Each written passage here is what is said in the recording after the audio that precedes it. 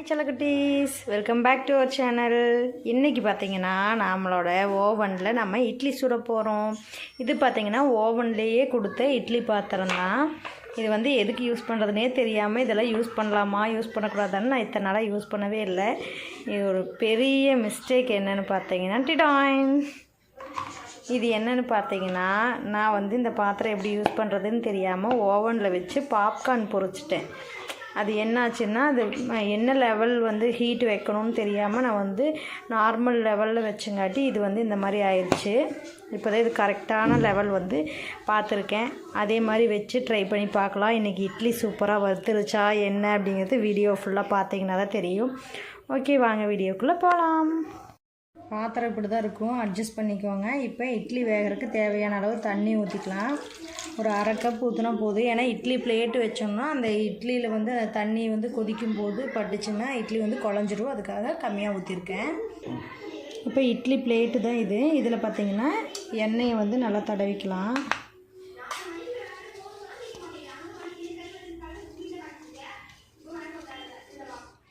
நல்லா எண்ணெய் தடவிக்கோங்க எல்லா பிளேட்லேயும்.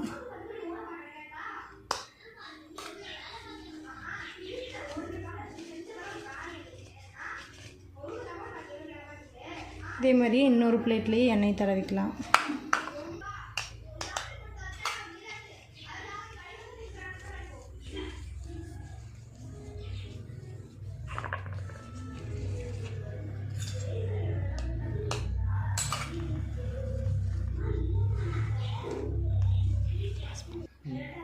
இப்போ பார்த்திங்கன்னா 2 பிளேட்லேயும் வந்து நம்ம எண்ணெய் தடவியாச்சு.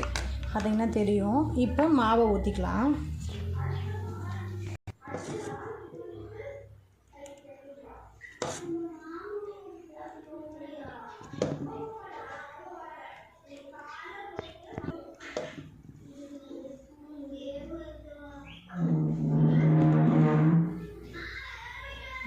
ஊற்றியாச்சு. இப்போ இதில் வச்சுக்கலாம்.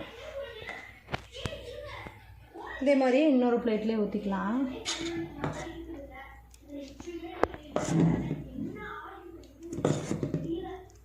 இதான் நான் ஃபஸ்ட் டைம் இட்லி சுடுறேன். எப்படி வரும்னு தெரியல, பார்க்கலாம்.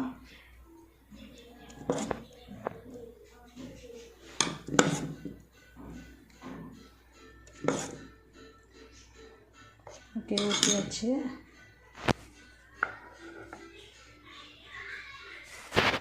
வச்சாச்சு.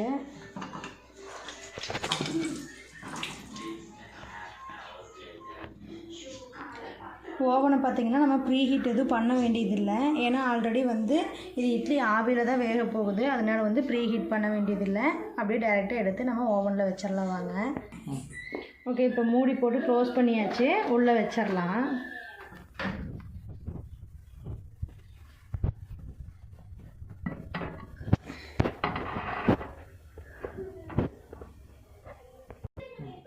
ஓகே, இப்போ உள்ளே வச்சாச்சு.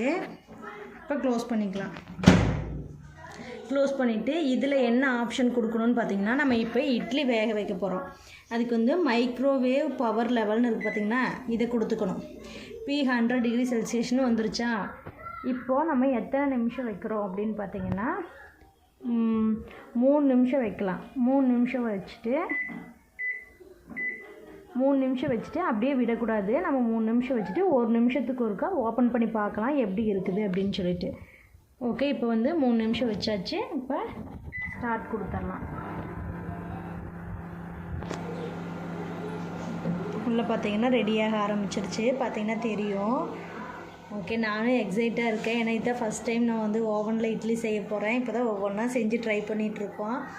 பார்க்கலாம். 1 நிமிஷம் ஆனதும் வந்து ஓப்பன் பண்ணி பார்க்கலாம் எப்படி இருக்குதுன்ட்டு. 1 நிமிஷம் ஆயிடுச்சு. நான் ஸ்டாப் கொடுத்து வச்சுருக்கேன். ஓப்பன் பண்ணி பார்க்கலாம் எப்படி இருக்குன்ட்டு.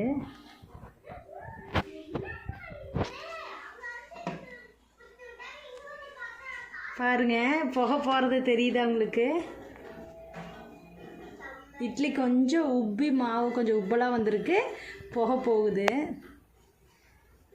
ஓகே, வாங்க. இன்னும் 1 நிமிஷம் 3 நிமிஷம் மொத்தம் வச்சுருக்கோம். இப்போ 1 நிமிஷம் ஆயிருக்கு. இன்னும் 2 நிமிஷம். 1 நிமிஷத்துக்கு ஒருக்கா ஓப்பன் பண்ணி பார்க்கலாம்.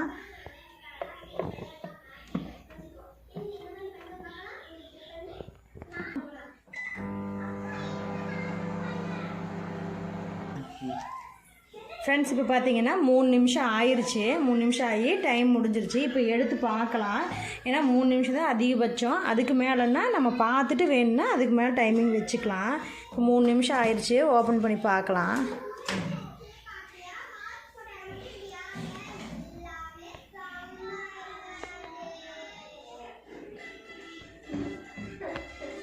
ரொம்பவே எக்ஸைட்டாக இருக்குது எப்படி இருக்குன்ட்டு. ஏன்னா இது ஃபஸ்ட் டைமு. வாவ், இப்போ வந்து 3 நிமிஷம் ஆயிருக்கு. குத்தி பார்க்கலாம். உள்ள மாவு பச்சையாக இருந்தால் மறுபடியும் வைக்கலாம் வேணாம். சூப்பராக வெந்துருச்சு. பார்த்திங்கன்னா தெரியும். இதில் பார்த்திங்கன்னா நான் இப்போ குத்துனேன் மாவு வந்து இதில் ஒட்டவே இல்லை.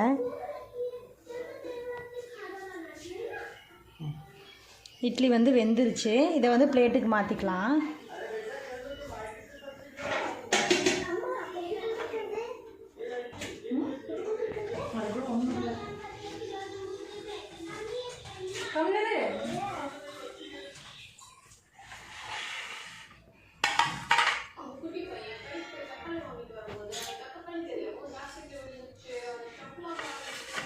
பாருங்கள், ஒரு ஸ்பூன் வச்சு இது ஒவ்வொரு பிளேட்டாக எடுத்து நம்ம மாற்றிக்கலாம். மேல் பிளேட்டு நல்லா வெந்திருக்கு. கீழ் பிளேட்டு எப்படி இருக்குதுன்னு பார்க்கலாம். ஏன்னா இது நம்மளோட ஃபஸ்ட் டைமு. ஏதாச்சும் தப்பு இருந்துச்சுன்னா அடுத்த டைம் கரெக்ட் பண்ணிக்கலாம். ஃபஸ்ட்டு மேல் பிளேட் எடுத்துக்கலாம்.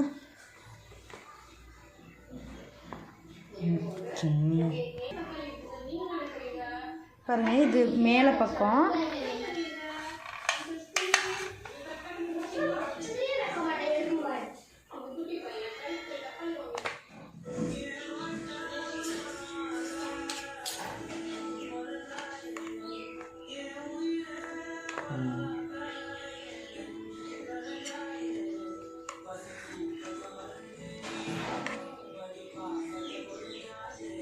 ஓகே, ஒரு பிளேட் எடுத்தாச்சு. அடுத்த பிளேட்டு அப்படின்ட்டு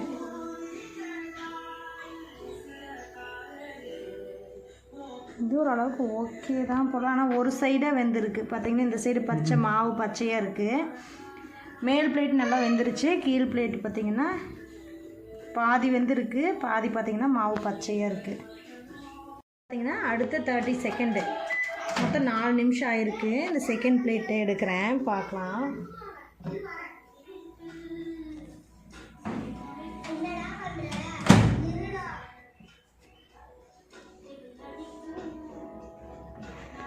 ஓரளவுக்கு ஓகே. ஆனால் வந்து இன்னும் இந்த நீர் வந்து பச்சை மாவு இருக்குது.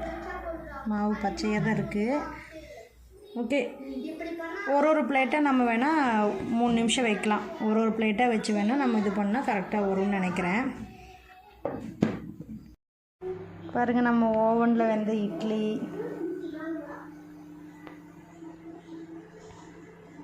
சூப்பராக இருக்குது. இந்த அளவுக்கு சாஃப்டாக இருக்குன்னு பாருங்கள். நல்லா வெந்திருக்கு. மாவு பச்சையெல்லாம் இல்லை. எந்த அளவுக்கு சாஃப்டாக இருக்குன்னு பாருங்கள்.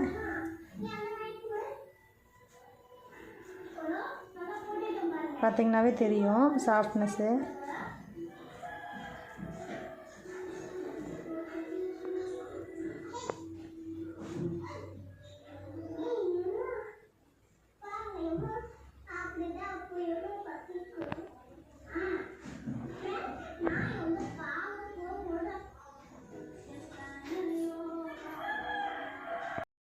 இட்லிக்கு இன்றைக்கி பருப்பு குழம்பு.